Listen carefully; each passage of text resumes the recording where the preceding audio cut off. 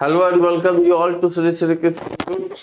एक बार फिर से आप सभी का स्वागत है आपके अपने YouTube channel Shri Shri Krishna institute में। जैसा कि पिछले क्लास में आपको याद होगा, हम लोग बात किए थे किस बारे में, तो हम लोग बात किए थे variation in g, acceleration due to gravity के विषय में, और कौन कौन सा फैक्टर है जिस पर एक्सेलरेशन ड्यू टू ग्रेविटी जो है डिपेंड करता है। आज जैसा कि आप सामने लिखा हुआ देख रहे हैं, आज हम लोग बात करने वाले हैं orbital velocity and escape velocity के विषय में। कक्षीय वेग तथा पलायन वेग के विषय में हम लोग बात करेंगे। ठीक है, तो चलिए सेशन को शुरू किया जाए। कॉपी कलम निकाल लीजिए और पढ़ना शुरू कर दिया जाए। और इसमें हम लोग आज पहले टॉपिक पर बात करेंगे ग्रेविटेशनल पोटेंशियल के विषय में। और इससे पहले सर आइजैक न्यूटन के द्वारा कथित एक बेहतरीन कोट के साथ सेशन को शुरुआत किया जाए। What we know is a drop. हम लोग क्या जानते हैं? It is just a drop, यह एक बूंद है। What we don't know is an ocean, और हम जो नहीं जानते हैं वो एक महासागर है, वो एक सागर है। हम जो जानते हैं वो एक ड्रॉप है, एक बूंद है, और जो नहीं जानते हैं वो एक महासागर है। इसलिए अगर आपको जिस दिन लगे कि हाँ हम इस सब्जेक्ट में महारत हासिल कर लिए हैं, उस दिन अपने दिमाग में न्यूटन द्वारा कथित बात को याद करिएगा कि आपने महारत हासिल नहीं किया है, आपने अपने सब्जेक्ट रूपी महासागर का एक छोटा सा बूंद हासिल किया है। आप अपने सब्जेक्ट रूपी महासागर का एक छोटा सा बूंद हासिल किया है ना। अगर हम कहते हैं, आप कहते हैं कि हम फिजिक्स में बहुत जानते हैं, तो बहुत नहीं जानते हैं। फिजिक्स एक महासागर है, हम उस महासागर का एक छोटा सा बूंद जानते हैं, एक छोटा सा ड्रॉप जानते हैं। और इसीलिए न्यूटन ने कहा कि what we know is a drop and what we don't know is an ocean. हम लोग जो जानते हैं वो एक ड्रॉप है, और जो नहीं जानते हैं वो एक ओशियन है। चलिए सेशन को शुरू किया जाए। सबसे पहला टॉपिक है हम लोगों के पास gravitational potential. Gravitational potential energy. Mic on है ना? गुरुत्वीय स्थितिज ऊर्जा। देखिए क्या कहता है, कहता है कि the work done to bring an object from infinity to a definite point is called gravitational potential energy। ठीक है, कहता है कि इन्फिनिटी से जो वर्क किया जाएगा ऑब्जेक्ट को लेकर आने में, इन्फिनिटी से किसी ऑब्जेक्ट को लेकर आने में जो वर्क करेंगे वही वर्क जो है ग्रेविटेशनल पोटेंशियल एनर्जी कहलाएगा। ठीक है, किसी मास को, किसी ऑब्जेक्ट को इनफाइनाइट डिस्टेंस से, अनंत दूरी से किसी एक डेफिनेट पॉइंट पर लेके आने में जो वर्क करना पड़ेगा वही क्या है? ग्रेविटेशनल पोटेंशियल एनर्जी कहलाता है। ठीक ना। और जैसे यहाँ ये हो गया इनफाइनाइट डिस्टेंस, सॉरी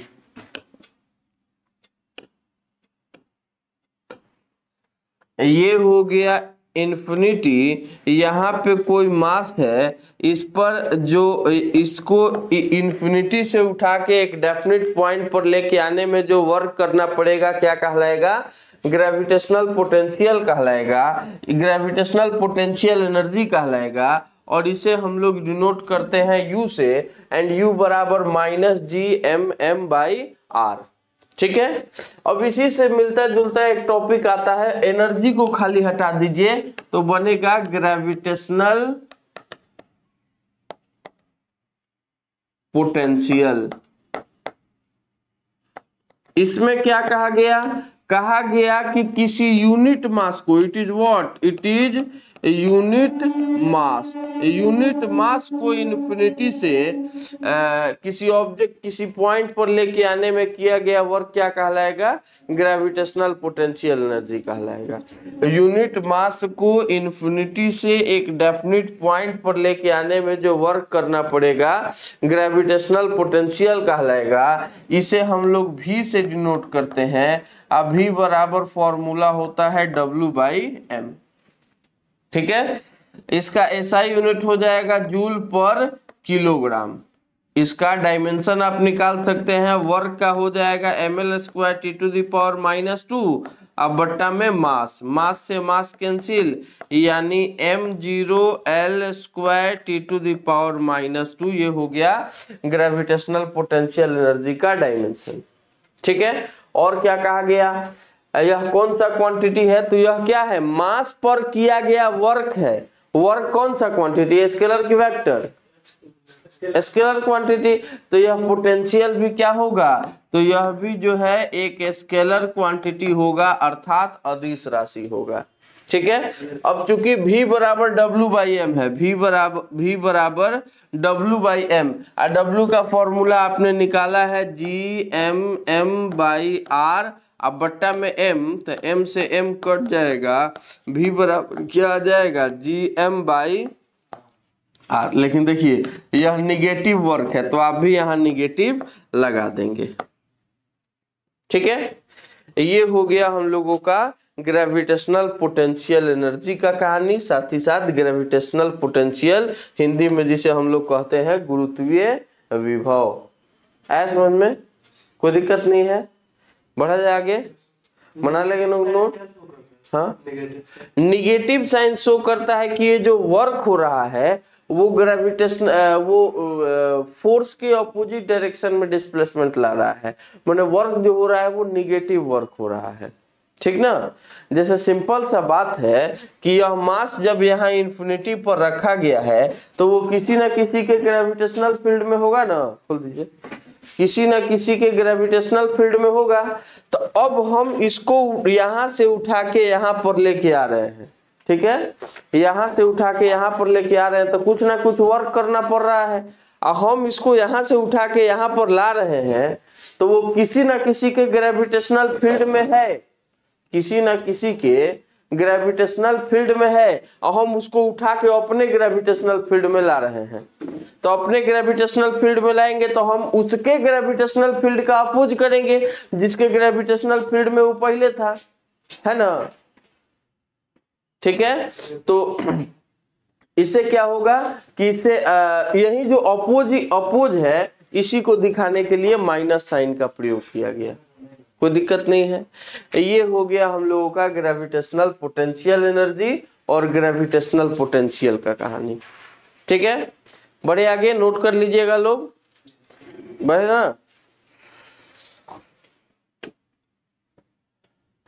अब आता है orbital velocity of an object कहिए चाहे ऑफ अ सैटेलाइट कहिए। आइए इसको समझते हैं। जैसे हमारे हाथ में यह ऑब्जेक्ट है, इसको हम एक डेफिनिट वेलोसिटी से फेंकेंगे, तो डेफिनिट वेलोसिटी से फेंकेंगे तो ऑब्जेक्ट ऊपर जाएगा, एक डेफिनिट हाइट के बाद नीचे गिर जाएगा। ऑब्जेक्ट के वेलोसिटी को और बढ़ा दिए, ऑब्जेक्ट और ऊपर जाएगा, अब फिर कुछ देर बाद और नीचे गिर जाएगा। हम क्या कर रहे हैं, ऑब्जेक्ट के वेलोसिटी को बढ़ाते गए, एक समय ऐसा हुआ कि ऑब्जेक्ट ऊपर जरूर गया लेकिन ऊपर से फिर रिटर्न होकर नीचे नहीं आया। ऑब्जेक्ट ऊपर जरूर गया लेकिन ऊपर से रिटर्न होकर नीचे नहीं आया तो क्या हुआ, वहीं से कंसेप्ट बनता है ऑर्बिटल वेलोसिटी और एस्केप वेलोसिटी का। ठीक है, तो नहीं आया तो सबसे पहला केस ये हो सकता है कि जिस ऑब्जेक्ट को हमने फेंका वो ऑब्जेक्ट अगर अर्थ से फेंक रहे हैं तो अर्थ से ऑब्जेक्ट को फेंकेंगे तो अगर रिटर्न अर्थ पर नहीं आया तो हो सकता है कि वो अर्थ के चारों तरफ घूमने लगे। ठीक है, तो अर्थ के चारों तरफ या किसी भी प्लेनेट के चारों तरफ वह जिस वेलोसिटी से मूव करेगा वह वेलोसिटी उस ऑब्जेक्ट का उस प्लेनेट के लिए ऑर्बिटल वेलोसिटी कहलाएगा। वह वेलोसिटी उस ऑब्जेक्ट का उस प्लेनेट के लिए ऑर्बिटल वेलोसिटी कहलाएगा। आया समझ में, ये हो गया ऑर्बिटल वेलोसिटी का कंसेप्ट। ठीक है, ऑर्बिटल वेलोसिटी के विषय में क्या कहा गया कि the velocity of a satellite का वह वेलोसिटी या किसी ऑब्जेक्ट का वह velocity with which it revolve around a planet, जिससे कि वह कोई ऑब्जेक्ट प्लैनेट के चारों तरफ मूव करता है, is called orbital velocity of satellite for that planet. ठीक है। कोई उपग्रह ग्रह के चारों ओर जिस वेग से चक्कर लगाता है उसे उस ग्रह के लिए उसका कक्षीय वेग कहते हैं। कोई दिक्कत नहीं है। इसे कैसे डिनोट करते हैं तो ध्यान दीजिए, इसे जरा निकाला जाए। ये हो गया हम लोगों का अर्थ सरफेस, ठीक ना। यहाँ वो ऑर्बिट है जिस ऑर्बिट के चारों तरफ ऑब्जेक्ट जो है मूव कर रहा है। अब तक आप ग्रेविटेशन पढ़ रहे हैं तो उसमें इतना तो जरूर जान चुके हैं कि अर्थ के मास को हम लोग कैपिटल एम से डिनोट करते हैं, ऑब्जेक्ट के मास को स्मॉल एम, है ना। ये अर्थ का रेडियस हो गया आर, सरफेस से एच हाइट ऊपर एक ऑर्बिट है जहां पर जो है अर्थ रिवॉल्व कर रहा है, सॉरी ऑब्जेक्ट जो है रिवॉल्व कर रहा है, सैटेलाइट जो है वो रिवॉल्व कर रहा है। ये रिवॉल्व क्यों कर रहा है, यह सर्कुलर मोशन क्यों कर रहा है, सर्कुलर मोशन कैसे कर रहा है, तो आप कहिएगा सर सर्कुलर मोशन में आपने पढ़ाया था कि अगर कोई ऑब्जेक्ट सर्कुलर मोशन करेगा तो उसको सेंटर के तरफ एक फोर्स का जरूरत पड़ेगा and the force is called centripetal force. यह जो फोर्स होगा सेंट्रीपिटल फोर्स कहलाएगा, अभिकेंद्रीय बल कहलाएगा, ठीक है। अब ध्यान दीजिए, तो यहां पर इस ऑब्जेक्ट को सेंट्रीपिटल फोर्स मिला होगा। कैसे मिला होगा, आप सर्कुलर मोशन में ये भी पढ़े थे कि अलग अलग कंडीशन में अलग अलग तरह का फोर्स जो है सेंट्रीपिटल फोर्स बनने का काम करता है। अलग अलग कंडीशन में अलग अलग तरह का फोर्स जो है सेंट्रीपिटल फोर्स देने का काम करता है। यहाँ पर सेंट्रीपिटल फोर्स कौन देगा, तो ऑब्जेक्ट और अर्थ के बीच में जो ग्रेविटेशनल फोर्स वर्क करता है वही इस ऑब्जेक्ट को सेंट्रीपिटल फोर्स देने का काम करेगा, है ना। लिखेंगे कि gravitational force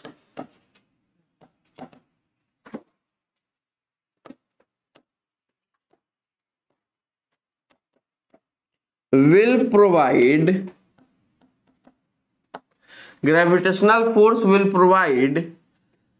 centripetal force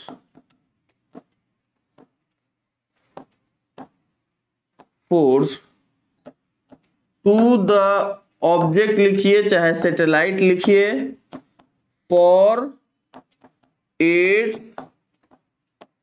revolution, यानी ऑब्जेक्ट के रिवोल्यूशन के लिए सेंट्रीपिटल फोर्स कौन देगा, ग्रेविटेशनल फोर्स देगा। यानी जो ग्रेविटेशनल फोर्स होगा Fg वो बराबर होगा सेंट्रीपिटल फोर्स Fc के, है ना। ग्रेविटेशनल फोर्स बराबर G, m1 के जगह पे मास ऑफ अर्थ, m2 के जगह पे मास ऑफ ऑब्जेक्ट और रेडियस r प्लस h का स्क्वायर। होगा कि नहीं होगा, बोलो जी सेंट्रीपिटल फोर्स का फॉर्मूला बोलो। v स्क्वायर बटा बोलो सेंट्रीपिटल फोर्स का बोलो जी mv स्क्वायर बाई r। थोड़ा पढ़ो तो, अब खाली कहने से होगा कि 20 तारीख को परीक्षा है। mv स्क्वायर बाई r के जगह पे r प्लस h, स्क्वायर से ये r प्लस h कैंसिल, ठीक है। अब देखिए कहता है कि h जो है वो बहुत बहुत छोटा है r से, r कितना 6400 किलोमीटर, h उसके जगह पे कितना बहुत होगा तो 64 किलोमीटर। 6400 किलोमीटर के सामने 64 किलोमीटर को नेग्लेक्ट किया जा सकता है कि नहीं किया जा सकता है। 1000 रुपया के सामने 1 रुपया को नेग्लेक्ट किया जा सकता है कि नहीं किया जा सकता है, किया जा सकता है। तो चूंकि कहा गया कि h जो है वो r से बहुत बहुत छोटा है, that's why h must be negligible, h must be negligible, ठीक है। तो h को नेग्लेक्ट कर दिया जाएगा तो हो जाएगा क्या GMM, अच्छा यहाँ पर m से m भी कट जाएगा, m नहीं लिखते हैं, GMM बाई r, यहाँ हो गया खाली v स्क्वायर, माने v बराबर क्या हो गया under root GM by r, under root GM by r। है समझ में, कोई दिक्कत नहीं है, बढ़े आगे। अब देखिए जब वेरिएशन इन जी पढ़ रहे थे तो एक चीज का प्रयोग हम लोग कई बार किए हैं। हम लोग लिखे थे जी बराबर जीएम बटा आर स्क्वायर, है ना। कहे थे कि हम लोग जीएम को लिख सकते हैं क्या, जी आर स्क्वायर। जीएम को क्या लिख सकते हैं, जी आर स्क्वायर लिख सकते हैं ना जी। तब भी बराबर हो जाएगा अंडर रूट जीएम के जगह पे जी आर स्क्वायर बट्टा में आर से ये स्क्वायर कट जाएगा तो भी बराबर क्या हो जाएगा, अंडर रूट जी आर। आई का हो गया, इसे वी ओ से डिनोट करते हैं। यही क्या है, तो ऑब्जेक्ट का ऑर्बिटल वेलोसिटी है, कक्षीय वेग है। ठीक है।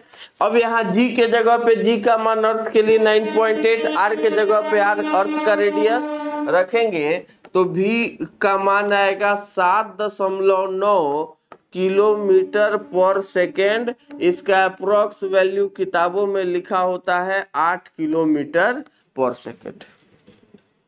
मतलब ऑब्जेक्ट को अगर 8 किलोमीटर पर सेकेंड से फेंकिएगा, ऑब्जेक्ट को इतना तेज फेंकना है कि ऑब्जेक्ट 1 सेकंड में 8 किलोमीटर दूर चला जाए। अगर इतना तेज फेंकिएगा तो ऑब्जेक्ट ऊपर जरूर जाएगा लेकिन ऊपर से फिर रिटर्न नीचे नहीं गिरेगा। फेंक दीजिएगा 1 सेकंड में 8 किलोमीटर दूर, नहीं फेंकिएगा। बिल्कुल सही बात है। प्रैक्टिकली आप फिजिकली किसी ऑब्जेक्ट को इतना तेजी से नहीं फेंक सकते हैं। इसीलिए ये नॉर्मली सैटेलाइट वगैरह के लिए इसका प्रयोग किया जाता है। हेडिंग में देखो कि यहाँ सैटेलाइट का यूज बात कर रहे थे लोग, हम लोग, है ना। अब लेकिन मान लीजिए कभी इतना ताकत आ गया, है ना, कभी ताकत आ गया तो फेंक दीजिएगा 7.9 किलोमीटर 8 किलोमीटर दूर 1 सेकंड में, तो उस दिन जाएगा तो फिर वापस नहीं आएगा। जैसे क्रिस फिल्म में ऋतिक रोशन मार दिया फुटबॉल को, है ना। फुटबॉल गया ऊपर लेकिन फिर नीचे नहीं आया, तो कितना वेलोसिटी से मारा होगा, तो मिनिमम कितना, माने 8 किलोमीटर पर सेकंड, ठीक ना। उतना वेलोसिटी से ऋतिक रोशन मार दिया।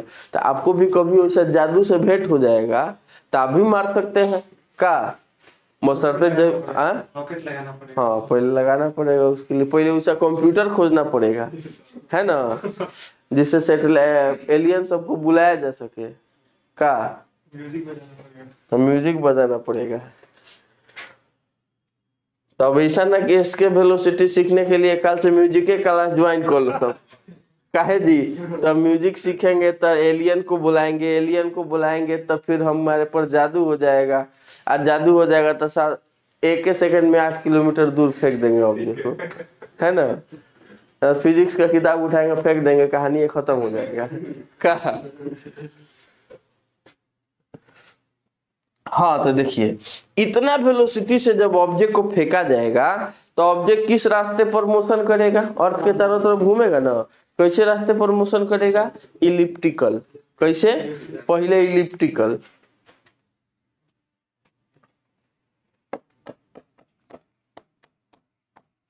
इलिप्टिकल पाथ पर जो है ऑब्जेक्ट मूव करेगा, ठीक है। अब क्या कहता है कि अगर v का मान v is slightly greater than under root g r, v का मान अंडर रूट जी आर से स्लाइटली ग्रेटर मतलब थोड़ा सा ज्यादा हो, ठीक है, which is equal to 8 kilometre per second. 8 kilometre per second से थोड़ा सा ज्यादा हो तब क्या बदलेगा, खाली है जो इलिप्टिकल पाथ है वो पाथ बदल जाएगा और पाथ कैसा हो जाएगा, सर्कुलर पाथ हो जाएगा। पाथ कैसा हो जाएगा बाबू, सर्कुलर पाथ हो जाएगा। आया समझ में, कोई दिक्कत नहीं है। ये हो गया हम लोगों का ग्रेविटेशनल, ये हो गया ऑर्बिटल वेलोसिटी का कहानी, ठीक है। बढ़े आगे।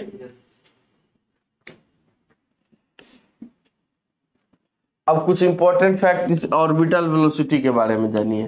देखिए पहला बात क्या कह रहा है कि orbital velocity of a satellite does not depend on its shape size and mass, does not depend on its shape size and mass. मैंने कह रहा है कि सैटेलाइट का ऑर्बिटल वेलोसिटी, उपग्रह का जो कक्षीय वेग है वो उपग्रह के माने सैटेलाइट के शेप और साइज पर डिपेंड नहीं करेगा, उसके मास पर डिपेंड नहीं करेगा, है ना। किस पर डिपेंड करेगा, तो वो डिपेंड करेगा दूगो फॉर्मूला पर है, जी आर एगो for under root g r एगो फॉर्मूला पर है जी एम बाई आर।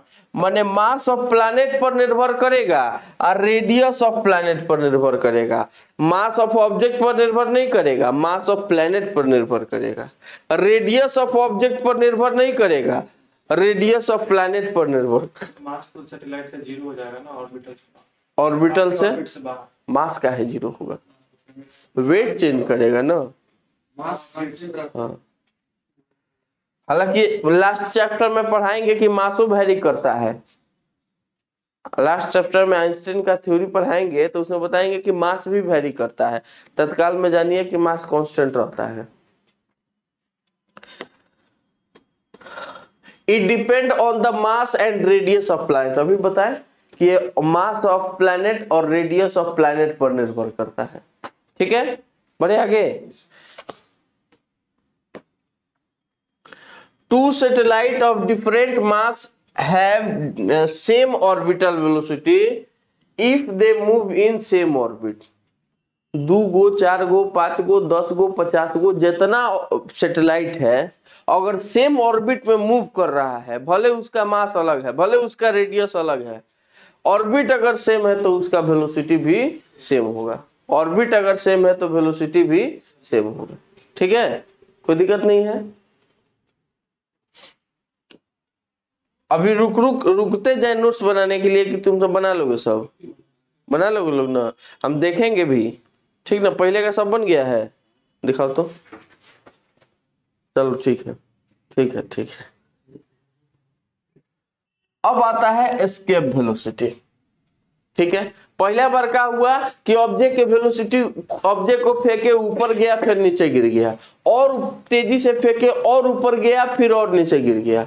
फेंकते गए एक डेफिनेट वेलोसिटी के बाद ऑब्जेक्ट रिटर्न नहीं आया, तो रिटर्न नहीं हुआ तो क्या हुआ, ऑब्जेक्ट प्लैनेट के चारों तरफ घूमेगा, है ना। उसके बाद क्या होगा, उसके बाद होगा ये कि ऑब्जेक्ट जो है अपना ग्रेविटेशनल फील्ड ही छोड़ देगा। जैसे मान लीजिए किसी को डांट दिए तो पहले डांटे तो बर्दाश्त कर लिया, एक बार और डांटे बर्दाश्त कर लिया, एक थापर लगा दिए, कह गया फिजिक्स से क्लास नहीं करेंगे, और निकल जाएगा, जाके बाहर बैठ जाएगा कि सर द फिजिक्स पढ़ा देंगे तो अगला पीरियड में आके पढ़ेंगे, मैथ पढ़ने के लिए आके बैठेंगे। क्या हुआ, शुरुआत में वेलोसिटी बढ़ाए तो वो निकल के गया, लेकिन यही चारों तरफ मंडरा रहा है कि सर जैसे ही निकलेंगे फिर प्रवेश कर जाएंगे, है ना। मतलब क्या हुआ कि वो चारों तरफ, पहले बार में क्या हुआ, चारों तरफ घूम रहा है, जिसको ऑर्बिटल वेलोसिटी कहे। अच्छा, उसको एक थापर नहीं मारे, एगो खाली छोटा सा गलती हुआ, कॉलम खाली नीचे गिर गया, कॉलम नीचे गिर गया, उठाए लापदा 20-25 लापदा मार दिए, तो क्या होगा, कहेगा भाई ये पढ़वे नहीं करेंगे, कोचिंग छोड़ देगा। हाँ क्या, ये सब रिकॉर्ड होता है। तो कहाँ थे, हाँ लबदा से मार रहे थे। तो कहे कि ना पढ़वे नहीं करें, कौन सब्जेक्ट नहीं पढ़ेंगे। मान लो 20-25 लबदा किसी को मार दिया जाएगा तो उसके बाद बाहर थोड़े बैठेगा, वो बेचारा दर्द से परेशान रहेगा, जाएगा दवाई लेने के लिए, क्या करेगा, ये फील्डे छोड़ देगा, है ना। तो जिस वेलोसिटी से कोई ऑब्जेक्ट अर्थ का ग्रेविटेशनल फील्ड छोड़ दे, माने वह वेलोसिटी जिससे फेंके जाने पर ऑब्जेक्ट जो है अर्थ का या किसी प्लैनेट का ग्रेविटेशनल फील्ड ही छोड़ दे, तो उसे हम लोग क्या कहते हैं, ऑब्जेक्ट का उस प्लैनेट के लिए एस्केप वेलोसिटी कहते हैं। ऑब्जेक्ट का उस प्लैनेट के लिए एस्केप वेलोसिटी कहते हैं। ठीक है, तो देखिए क्या कह रहा है कि द मिनिमम वेलोसिटी, वह न्यूनतम वेग with which an object is projected, जिसे किसी ऑब्जेक्ट को फेंका जाए, प्रोजेक्ट किया जाए अपवर्ड इन सच अ वे, इस प्रकार फेंका जाए, that object will not return on the surface of earth, object surface of earth पर रिटर्न ना हो, एंड लेफ्ट इट्स ग्रेविटेशनल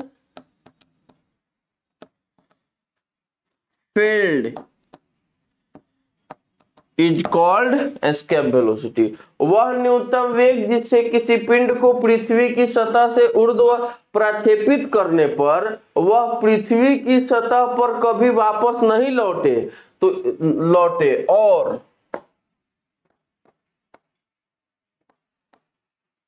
पृथ्वी का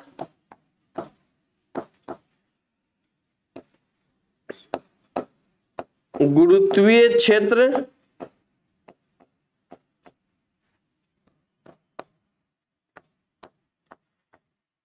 छोड़ दे। तो इस वेग को पलायन वेग कहते हैं। पृथ्वी पर स्थित पिंड के लिए पलायन वेग का मान कितना होगा? √2gr। gr के जगह पे तो अभी आप जान ही रहे हैं, gr के जगह पे gm/r लिखा जा सकता है ना। तो इसका वैल्यू कितना होता है? 11.2 kilometre per second. 11.2 kilometre per second. यानी ऑब्जेक्ट को अगर एक सेकेंड में 11.2 किलोमीटर ऊपर फेंक दीजिएगा तो ऑब्जेक्ट ना अर्थ सरफेस पे रिटर्न आएगा ना अर्थ के चारों तरफ घूमेगा, ऑब्जेक्ट अब दूसरा प्लैनेट पर चला जाएगा। हो सकता है दूसरा प्लैनेट पर चला जाए और नहीं तो किसी दूसरे प्लैनेट के चारों तरफ मोशन करे। हो सकता है कि किसी दूसरे प्लैनेट पर चला जाए और नहीं तो किसी दूसरे प्लैनेट के चारों तरफ मूव करे। तो ऐसे में इस वेग को हम लोग क्या कहेंगे? ऑर्बिटल एस्केप वेलोसिटी कहेंगे। कोई दिक्कत नहीं है? बढ़े आगे, किसी को दिक्कत नहीं है? अब इसके बारे में भी जान लीजिए कुछ बात। Escape velocity is not depend, वही बात है। एस्केप वेलोसिटी भी ऑब्जेक्ट के शेप, साइज और रेडियस पर डिपेंड नहीं करता है, ऑब्जेक्ट के मास पर डिपेंड नहीं करता है ना। यह किस पर डिपेंड करता है? तो यह डिपेंड करता है यह वही प्लैनेट के मास पर और प्लैनेट के रेडियस पर। आपको बताया गया कि इसका वैल्यू कितना होता है? 11.2 kilometre per second. 11.2 kilometre per second. कोई दिक्कत नहीं है? बढ़े आगे। एस्केप वेलोसिटी फॉर मून कितना? तो 2.4 किलोमीटर पर सेकेंड। माने मून पर खड़ा होकर ज्यादा मेहनत नहीं करना है, एक सेकंड में ऑब्जेक्ट को 2.4 किलोमीटर ऊपर फेंक देना है, फिर वो मून के सरफेस पर रिटर्न नहीं आएगा। ठीक है।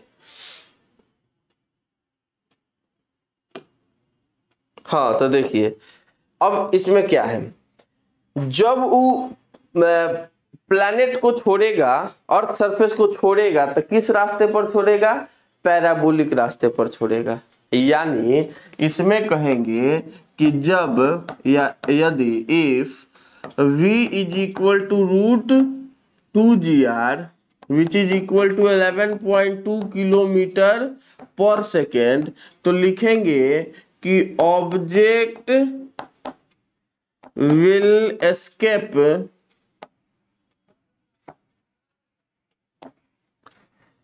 by following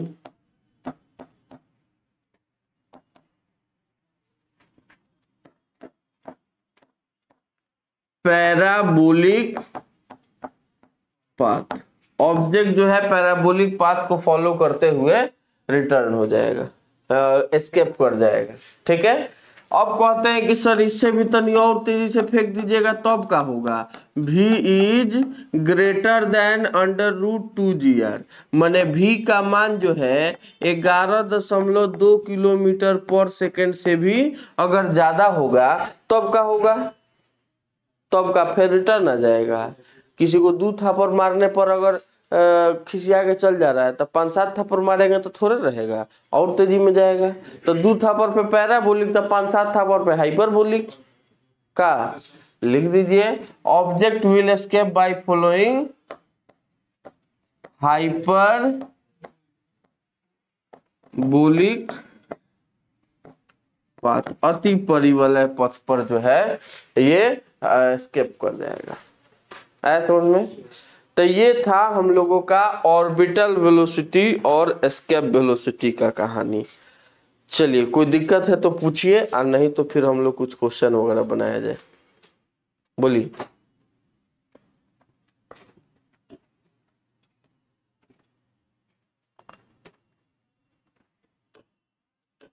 बोलिए, दिक्कत है?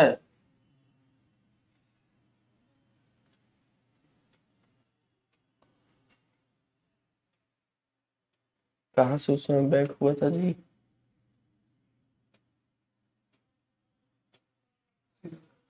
हाँ?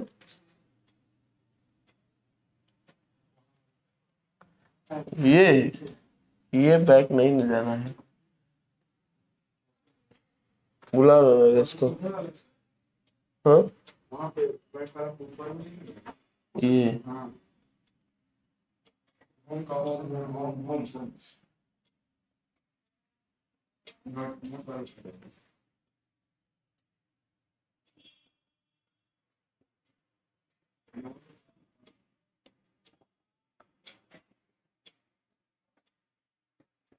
बुला नहीं, इसको बुला।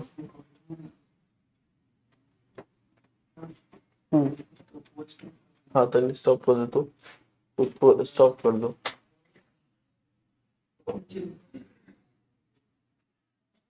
Stop recording